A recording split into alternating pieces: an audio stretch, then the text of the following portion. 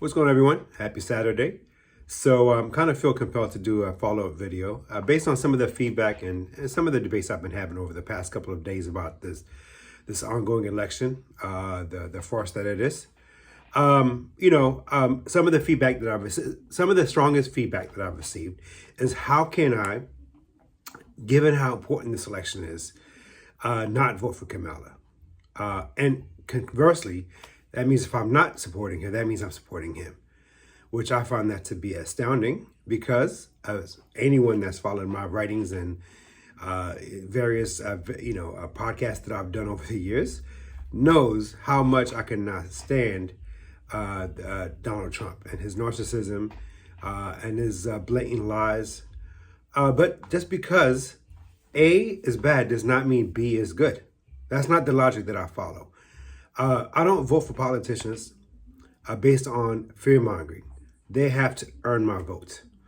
But beyond that, I kind of wanted to follow up on some of the points that I made last time too. One of the things that really irks me is this whole idea of, Kamala's the first black female president. And this has been going on for a very long time. The first black president, the first gay this, the first left-handed that. Let me just be completely blunt about this. I don't give a shit.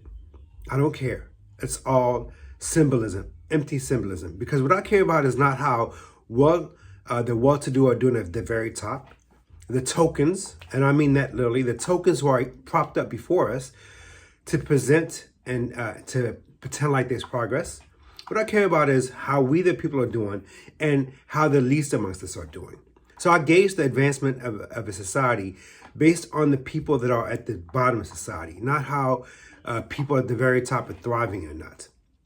And beyond that, I know the lies of identity politics is to pretend that there's inclusion when really all of us are being excluded from sharing in the economic wealth of this country. And again, it goes back to the distraction I'm talking about, right?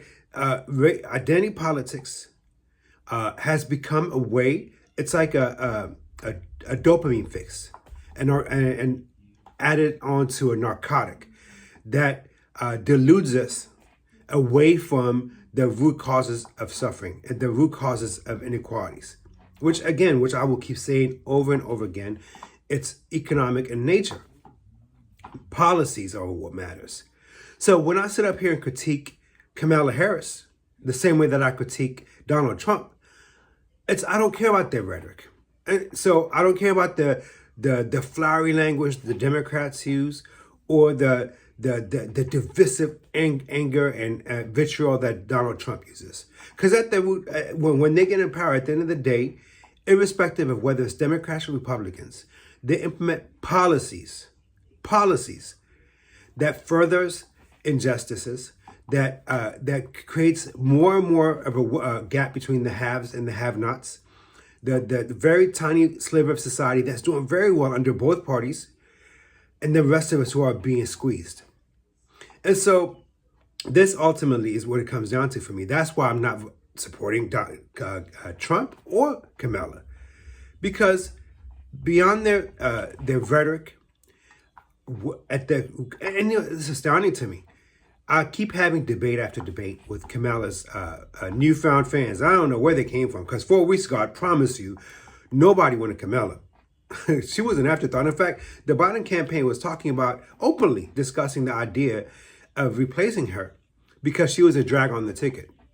Now, all of a sudden, she's the Messiah. But when I keep having debates with people, I'm like, okay, but what is it about Kamala that you like? And ultimately, it comes down to a couple of things. A, they immediately point back and say that the dangers of Trump. And somebody actually commented on one of my Instagram posts yesterday about this. How dangerous Trump is. Okay? So not about why they're for her, but how dangerous he is. Okay? And then the other part of it is it's all like empty symbolism, right? Oh, it's she this, that. Not necessarily about her policies, but what she supposedly represents. And nobody really knows her. Nobody knows her, right? This is all media-driven and Hollywood-driven narratives that have propelled this woman from obscurity Because when she ran in 2020, she did not get one delegate. Nobody liked her. And if you actually peel back her record and look at her policies and what she stood for as a district attorney and attorney general in California and even the Senate, she was basically defending for-profit prisons and basically advocating for penal labor, which is slavery, using what do you call it, prisoners for free labor to go out and work on California streets as indentured servants. That's 21st century slavery. And she defended that in court. You know, there was one instance where she was being interviewed and somebody asked her, how is it that you could, you know, at one hand, you can acknowledge that you smoked weed before, but yet you were behind, putting X amount of people in prison for possession of weed. And she just laughed about it as if it was something to laugh about. And so there's nothing in her policy positions that advances justice. Not that I found. And all of a sudden, if you look at the past, what's been going on in the past 4 weeks, she has been doing a radical flip-flop against everything that she stood for just 4 years ago, and even maybe a couple of weeks ago, before she became the nominee. So you can't defend her based on her record, because her record is either non-existent or not very good when it comes to social issues, social advancement, economic advancement, because not the party can really stand up and say that what they're doing is right, because ultimately they're doing the bidding of their corporate masters. They're doing the bidding of the moneyed interest that funnels billions of dollars into our election seasons for a reason. These two parties are wholly owned subsidiaries of the corporate state and the oligarchy, the American oligarchy, the 1% of the 1% who owns everything. And if you look back over the past 50 years, you will see again, CEOs back in the 1950s used to make 3 or 4 times the average worker. Now they're making 50, 60, 70 times. In some cases, 100 times more than the average worker. This is a direct byproduct of this duopoly, both Democrats, Republicans, monopolizing power and being puppets of these very wealthy entities and implementing economic policies. Look, what Democrats do with fiscal policies, with monetary policies like quantitative. I know these things kind of get a little bit complicated. That's why people get lost in the weed and they focus on personalities, but really pay attention to policies like quantitative easing, zero interest rate policy, giving trillions of dollars to by way of lowering lowering interest rates to the very entities that bankrupted this country in 2008, the too big to fail banks, the wolves on Wall Street that continue to thrive while the rest of us are being squeezed. They're working on their behalf. And so then ultimately it comes down to this.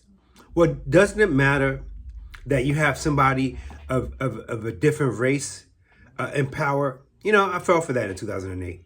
Until I realized that what Obama did was no different than what Bush did. And so the argument is that, my kids will be inspired by and feel like they belong to because they're somebody of a different color or a different gender or a different sexual, whatever. All these, identity politics. That's at the top of the ticket. You know what I want for my kids? I want them to be able to go to college and not pay 6 figures, not be in debt 6 figures and come out and make a minimum wage. That reality, you could think that to both Democrats and Republicans. I want my kids to grow up in a country where they feel that they're able to achieve and attain the American dream that has been slipping away from the vast majority of people. Most of us these days are living paycheck to paycheck, working 2 jobs. This is the direct byproduct of both political parties. What Democrats are doing with monetary policies, what Republicans are doing with fiscal policies to transfer wealth to the very few and transfer misery to the rest of us. So I want my kids to be inspired because they're self-sufficient. If you look at now, kids are going to college and living with their parents. So no, instead of focusing on that, we'd rather focus on identity politics. It would be almost comical if it wasn't tragic. I guess it's comic-jic. So, I'm not here. Again, I will tell you the truth. If you decide to support Kamala or Trump, I have nothing against you. Not too long ago, I was a diehard Democrat myself.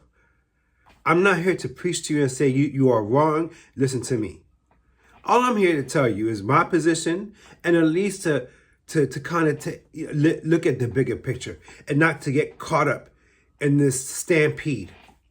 And maybe it's time for us to look at life outside of this binary options that we have of Democrats, Republicans. And people keep saying all the time, yeah, but this election cycle is too important. Maybe we'll do that next time. But next time never happens. Or what you're asking for, Teddy, it's impossible. They used to say that about slavery once. Slavery will never change. Except some people said, no, it will change, and I'm going to make the market right here. And they sacrificed and they bled for it. Now, I'm not saying that this is that level, of life and death. I mean, to be honest, maybe it is, though. When you have these two parties that are implementing policies that are turning millions of people into homeless and destitute, that too is a form of homelessness, is a form of slavery. Being enslaved to the streets and being enslaved, shackled to poverty and hopelessness and early death and malnourishment.